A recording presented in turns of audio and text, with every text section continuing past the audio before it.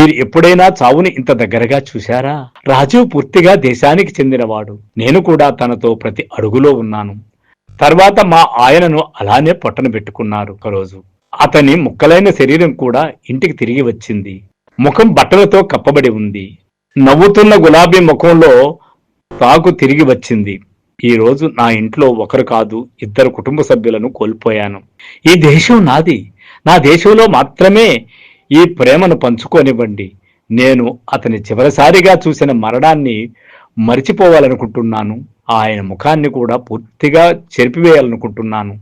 మొదట చూసిన ఆ రెస్టారెంటు, ఆ సాయంత్రము, ఆ చిరునవ్వు ఉంది చూడండి, అది మాత్రమే గుర్తుంచుకోవాలనుకుంటున్నాను.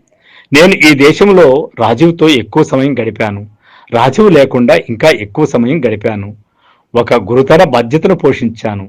అధికారం ఉన్నంత వరకు అది అతని వారసత్వాన్ని బద్దలు కొట్టకుండా నిరోధించాను. అది ఈ దేశ శ్రేయస్సు యొక్క అత్యంత అద్భుతమైన క్షణాలను ఇచ్చింది. ఇల్లు మరియు కుటుంబాన్ని నిర్వహించాను. పరిపూర్ణమైన జీవితాన్ని గడిపాను. నేను నా పని చేశాను. రాజీవు ఇవ్వని వాగ్దానాలను కూడా పరిష్కరించాను. ప్రభుత్వాలు వచ్చి వెళ్ళాయి. ఇప్పుడు ఈ పరాజయాలు నాకు తేడా కలిగిస్తాయని మీరు అనుకుంటున్నారా? మీ దుర్వినియోగం, విదేశీయుల బహుమతి, బార్బాలా, జెర్సీ ఆవు, వితంతువు, స్మగ్లరు, డిటెక్టివ్, అవే మాటలు. ఒక టీవీ ఛానల్ నా పట్ల తప్పుగా ప్రవర్తించడం, ట్విట్టర్ మరియు ఫేస్బుక్ల్లో అనియంత్రిత పోకడలతో తిట్లు, అవి నన్ను బాధ పెడుతున్నాయా? లేదు అనుకుంటున్నా. అవి అంటున్న వారి మీద ఖచ్చితంగా నాకు జాలి వేస్తుంది.